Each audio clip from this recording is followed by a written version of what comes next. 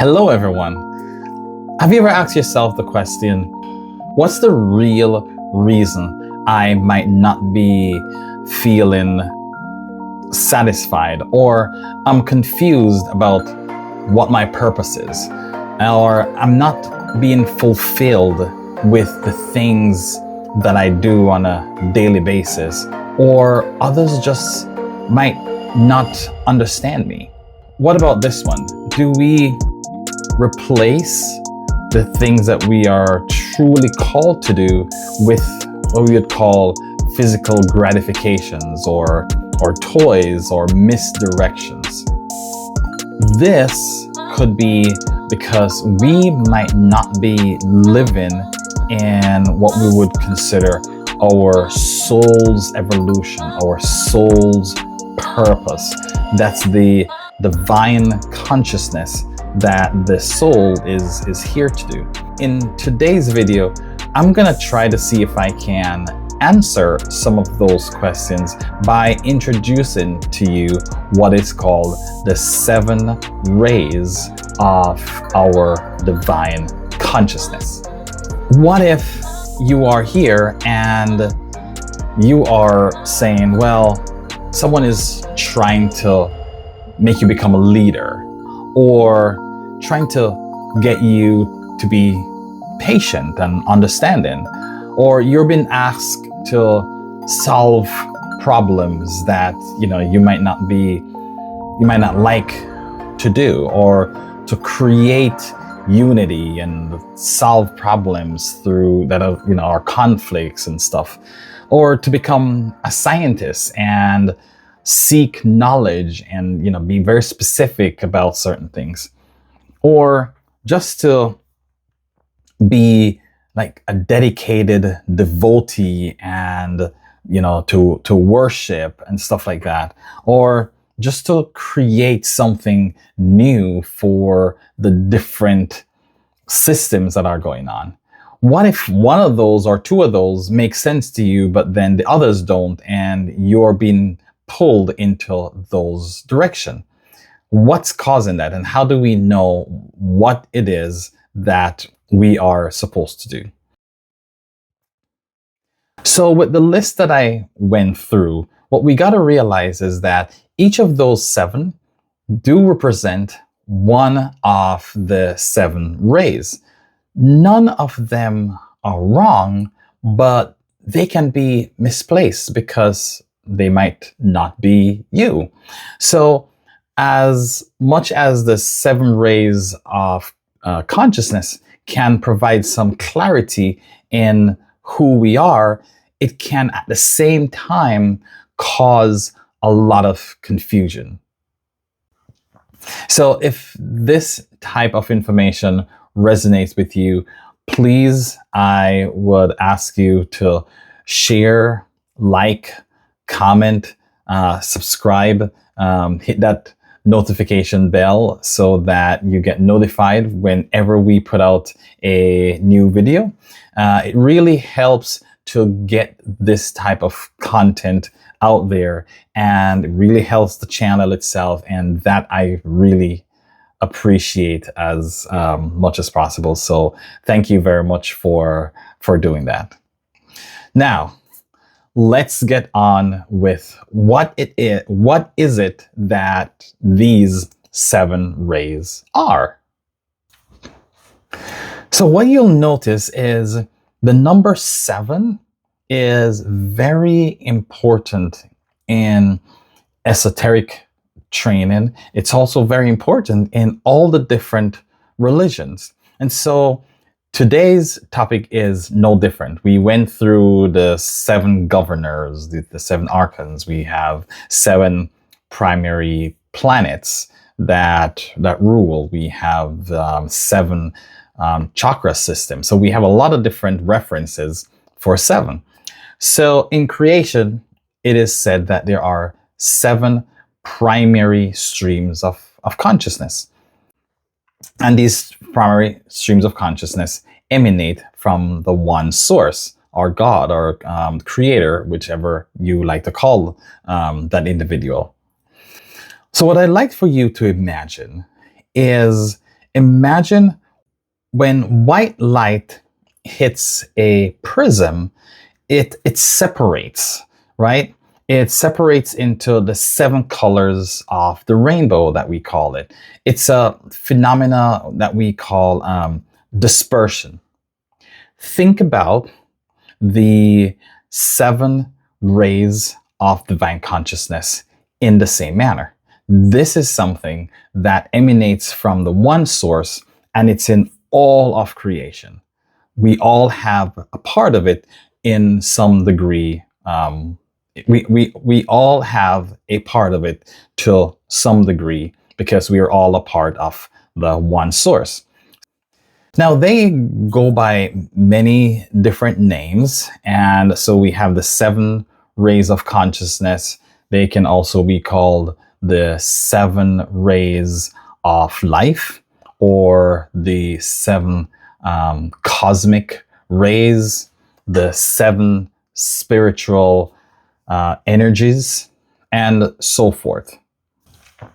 The main thing that we need to know is that they represent the 7 fundamental qualities or archetypes, streams of divine consciousness that shapes both the universe and all of human development. This is why we have it in our spiritual growth and development section, because it is a part of our own spiritual growth and development. So as I said, I'll be introducing to you the 7 rays of divine consciousness. And so I'll give you a brief description as to what these rays are, what the ray is as I'm going through them, the color that is associated with it. Then I'll use certain descriptions. So one will be like the esoteric symbolism or master for it. Then we'll show what the assets or strengths or virtue and as that they possess. Then show the liability or limitations or distortions that they have. Then going to how is it that they embody? How is it that they reflect in nature? What's their vocation? What are some of the things that they do?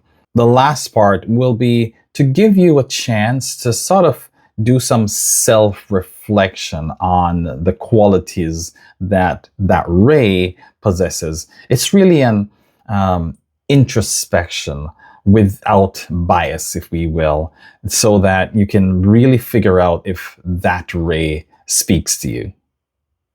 As we go through these 7 rays, start to see if you can spot where you think you might fall in this. It's just for general concepts. Use your intuition. One thing to note is that these rays, they permeate through all our 7 bodies that we have. And so some of these bodies, and the 7 bodies are called the constitution of man.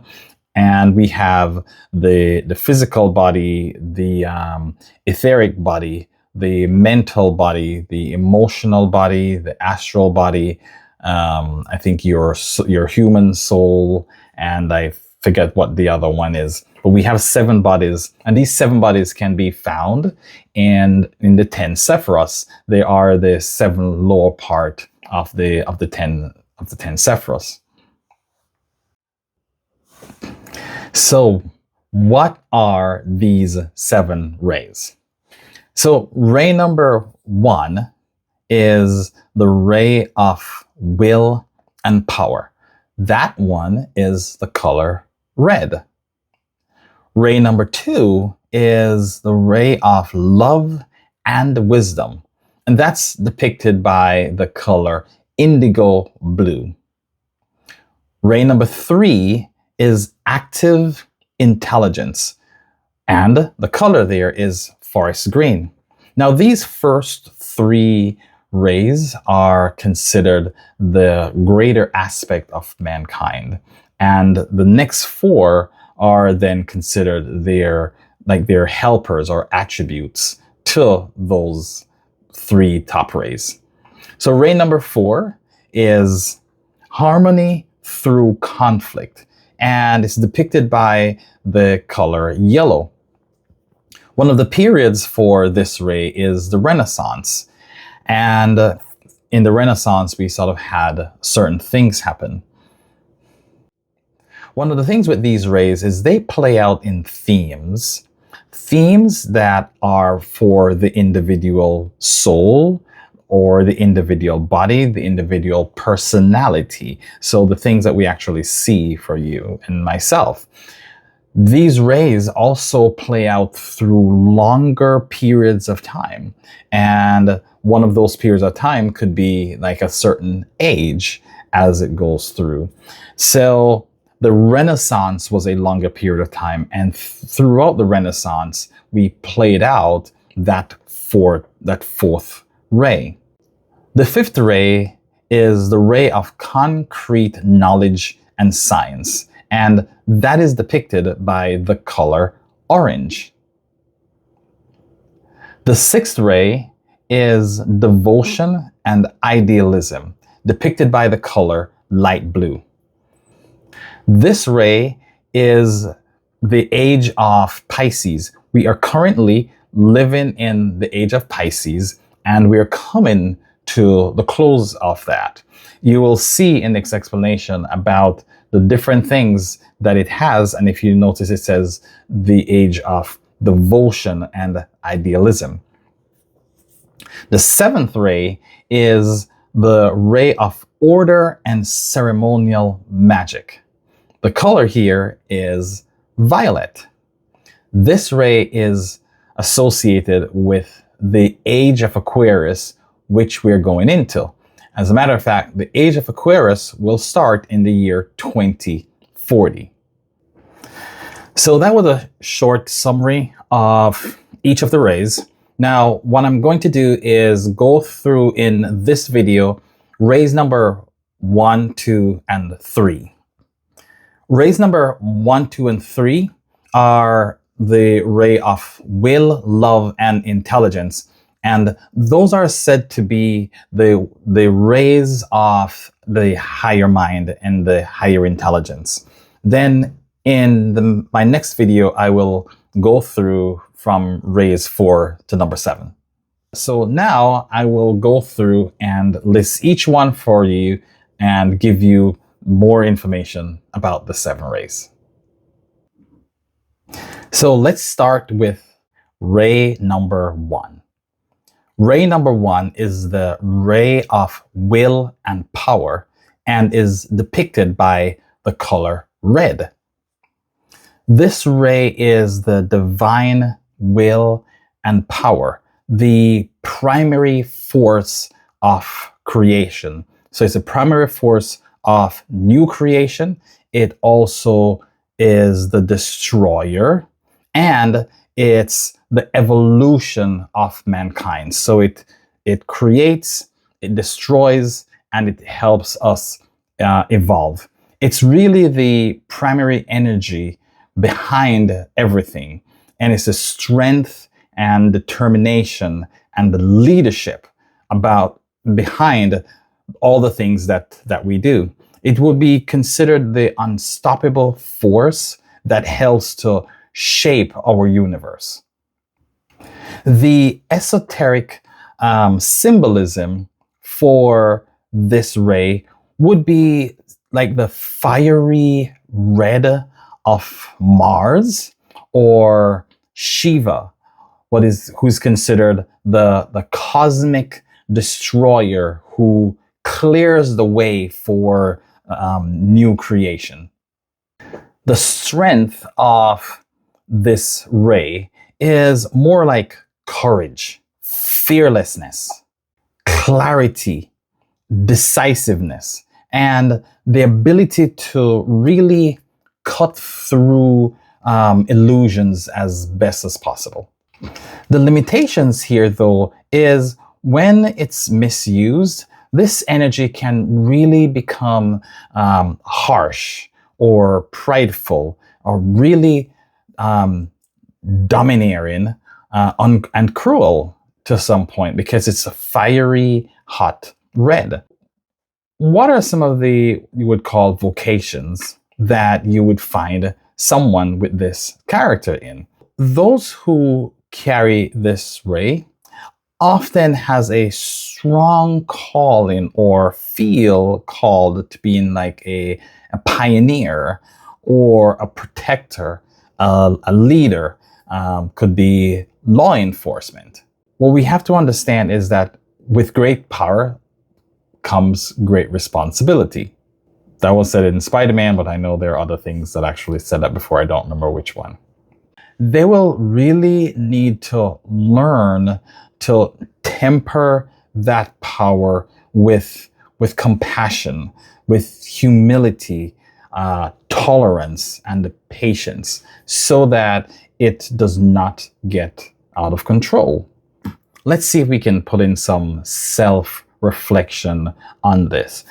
If you could call in the divine will and power and the courage to act with clarity, what one step would you take this week to be very decisive in what it is that you would do? So take a moment to share in the comments with us what this is, so that we can all hold energy for your clarity that you are trying to embody this week. The second ray is the ray of love and wisdom. It's really a heart ray, and it's the energy of compassion, inclusiveness, transformation, and illumination. It's really the glue of the universe, and it draws all things into unity. The esoteric symbolism for this would be that deep blue connects us into the Christ consciousness, into compassion. It's also the Buddha Shiva ideal, and that eternal stream of just divine compassion that it has. It's a really warm-hearted type of ideal. The strength here then would be things like gentleness, patience, compassion, sensitivity, being very helpful and empathic towards others. What are some of the limitations that this ray has? So without balance, it may turn into low self-esteem because it takes on a lot from others. It also may over-attach itself to others as well. And the fearfulness of maybe not making a mistake or, being committed to certain things. So with this, they might also have this deep absorption in study because their heart is in the right place and they want to be doing the right thing, or that need to be loved by everyone and not to create waves, as they say, and make other people unhappy. So what are some of the vocations that those with this ray might align with, that might feel called to heal, to guide, to nurture or counsel, and teaching, but teaching by love more than by force. However, they should seek to acquire certain emotional balance, courage, purposefulness, and acceptance of things around them. Let's go into like a self-reflection. Can you think of someone who might need some compassion? It could even be yourself. Imagine sending a stream of indigo blue light straight from your heart to theirs. Or think of a situation that you were really into this week, where you were so emotionally absorbed in this situation? Can you find a way to accept the situation or the individual in this situation as it is and be at peace? The third ray is active intelligence and is depicted by the color forest green. This is the ray of the mind and the creativity. In Hermetism, this is called nous. So who would this be? This would be like the thinker or the planner, the builder, those that are really creating things. It manifests in what you would consider intellect in action. It has they're able to adapt, very adaptable and creative use of knowledge. So what are some of the esoteric symbolism for this sign? So that forest green reminds us of nature. It reminds us of nature's adaptability. Or Hermes, cunning and wisdom. Or it could be Saraswani's brilliance. Another one could be the living mind of the cosmos itself. It's the active intelligence behind everything. So with that, they have strengths like broad-mindedness. They're very resourceful. They have a tact or a knack for problem solving. With that still comes some limitations. These limitations or distortions that we can call them are things like they can be very manipulative, right? Because they're thinkers. So they're always thinking 3-4 steps ahead of everybody else. So they seem to be very manipulative or cunning. And they sometimes over-mentalize everything around them and have a tendency to see life in itself as just pure strategy. And so this sometimes gives them poor judgment in things because no intuition. So where are some of the vocations that you would find someone like this in? Those with this ray often excel in things like business, communication, invention, because they have ideas that shapes the world, right? They're always in their head and coming up with new and creative ways of doing things. They adapt new knowledge into what you would consider tangible, functional value.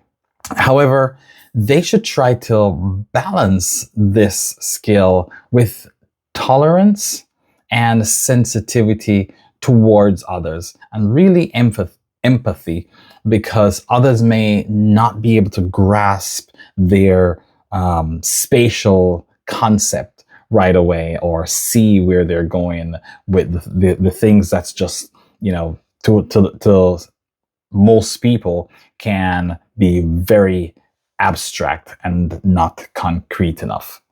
Let's see what are some of this self-reflection that you can do in order to figure out if this is where you fall. Let's think of a situation where your creativity or cleverness solved a problem recently. What was it? And how did you find that solution? Make a note in the comment below so, those of us who might be going through the same thing can share and see what it is that you have done. Along with that, tell us, what compromise did you make or you had to make in order to come up with a solution that would help to satisfy everyone? that wraps up the first 3 rays. As I said in video number 2 of this series, we will go through rays 4 to 7. Thank you very much for joining me, and as always, please be sure to leave the comments that we are talking about as we went through. Like the video if this resonates with you. Please share to anyone that you think might be able to benefit from something like this. It also helps the channel, and it helps to make this information spread, as I said earlier in the video. Also, if this is your first time, thanks and welcome. Be sure to subscribe, hit that notification bell so that you never miss any of our other videos that are coming up. Until our next time, thank you and namaste.